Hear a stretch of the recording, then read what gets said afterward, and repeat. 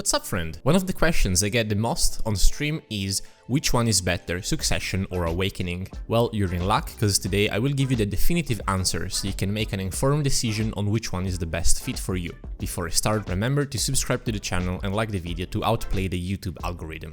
The video will be split between PvE and PvP. You will find timestamps in the description for easy navigation. Alright, let's start with the easiest one, PvE. I would split PvE in two different parts, low-level mobs and endgame PvE. For low-level zones, right now it doesn't really matter which one you choose, as both have pretty much the same clear speed in these areas. With Awakening, you will be spamming Shadow Leap and Violation to mow through the mobs, which means if you push hard, you might risk to run out of stamina. The pros are that it's pretty fun and it can be a gateway into learning Awakening, as you can start to learn your cancels in this stage of the game. The con is that you are hard capped by stamina. When your stamina runs out, so does your damage. You have to juggle some cooldowns to keep the balance, and it might not be easy at first.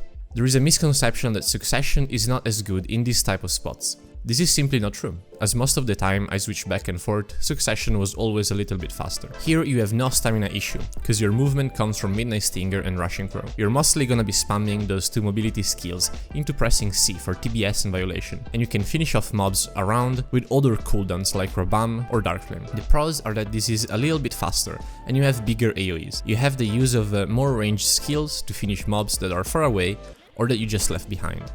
You also have really good mobility since you don't rely on your stamina for everything. The cons are that your damage heavily relies on cooldowns and it can get very boring on the long run. Now, for high-end spots, Awakening has been getting massive PvE buffs for months and months now. And while the PvE is insanely better compared to before, it still does not keep up to Succession speed. The pros for being Awakening in high-end spots are that spinning on mobs is always fun, and the combo is not as hard as before. And if someone comes to your spot, Awakening is very solid on most 1v1 matchups. Cons are that you're gonna make less money compared to Succession, and spamming Violation camera turns can be very taxing on your hands. Also, you're going to do more effort for less money. Now, to Succession, it's pretty easy. It's hands down one of the fastest classes in Cycria, easily top 3. Like Morrigan was pulling 8.3k trash loot with yellow scrolls months ago, and I still haven't seen a better record from any other class. The other endgame spots are also overall more solid with Succession. The pros are that obviously you're playing one of the best PvE classes in the game. It's super easy to grind with, mechanically wise, and it's very versatile on every spot. The cons are not that many. I would say that some 1v1 matchups are harder on Succession, so you might struggle on some duel for spots, but beside that there's not many downsides. Overall, I would say Succession is a better choice than Awakening if you are a PvE player, but the line is a bit more blurry when you take PvP into consideration. For this category, Succession does take the crown, but it doesn't mean that Awakening is not viable, and with all the recent buffs, it is definitely a valid pick. Let's move to PvP. I'll split these into 1v1, group fights, nodewar and siege.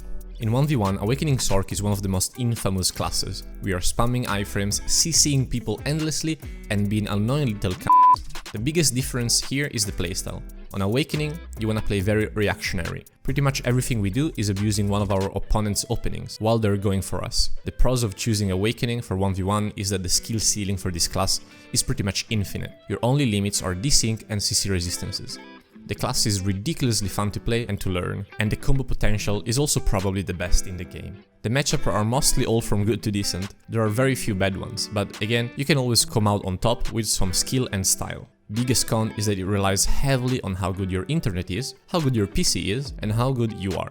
And this can be very off-putting for some people. The class is definitely not easy to master, and you're just gonna wish you uninstalled when you're 2 combos down, an overgear Mystic, and the last KD resists. He gets up, grabs you, and kills you. Succession, as mentioned earlier, is exactly the opposite playstyle. You want to use your cooldowns aggressively. There is no sitting in block or juggling iframes. The pros of choosing Succession in 1v1 is that the combo damage is ridiculous. The inputs are much easier than Awakening, and you will do a lot more damage. The downside is that it has more hard counters. The playstyle is very linear, and it can get boring after a while. Overall, the best pick for 1v1 in my opinion is Awakening. It's a lot more satisfying to play, and you can really do amazing things with it. That said, Succession is still viable and definitely easier if you're just starting out with the class. Let's talk about group fights, shall we?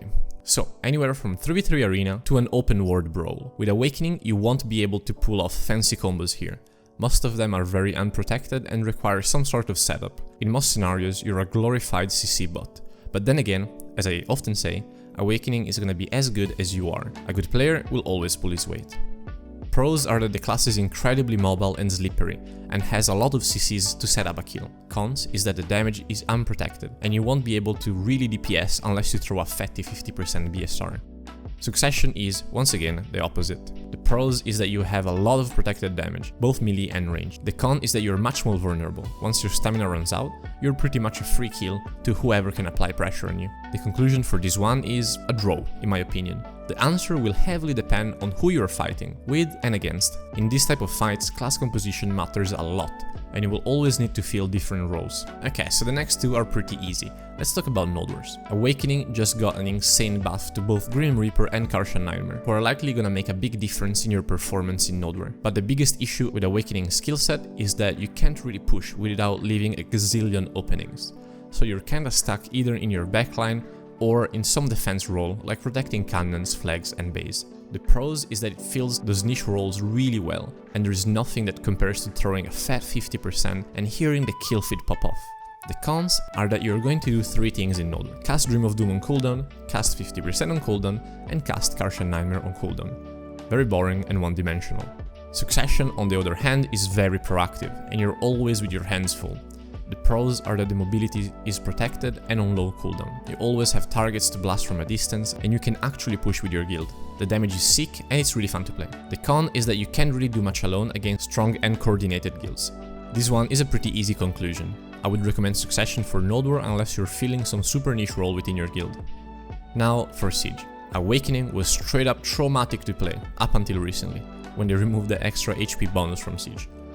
Even if now it's not as bad, we're still looking at a pretty shitty kit for what you want to have in Siege. If you're pushing or defending a castle, Awakening just doesn't have the protected mobility or range for it. If we are talking blob versus blob, we are also not really useful, and again, we rely on one cooldown to actually do something. Pros: maybe with the Kartian Nightmare buff that we are receiving soon, we might be somewhat decent at defending chokes. The cons are that the kit isn't fit for Siege. With Succession you can pretty much make the same argument I made for nodewar. You always have stuff to do, and you have big protected AoEs that allow you to teamfight in a big blob. I don't think there's any cons of playing Succession instead of Awakening in Siege, so this is a clear-cut winner. Well, I think I covered pretty much anything you need to know to make an informed decision on what to pick between Awakening and Succession. One thing I really want to mention is that the best possible thing to do is to learn both and use the skill preset function to switch between what you think is the best fit depending on the situation. If you learn Awakening, it's also likely you'll do very good with Succession, and I don't think there's any harm in learning both. And keep in mind, we're playing this game for fun, so pick whatever is the most fun for you, regardless if it's the best or not. If you're a new Sorc player watching my channel for the first time, check out all my Sorc guides to learn more about the class. And for everyone else watching, you know what's coming. Kisses.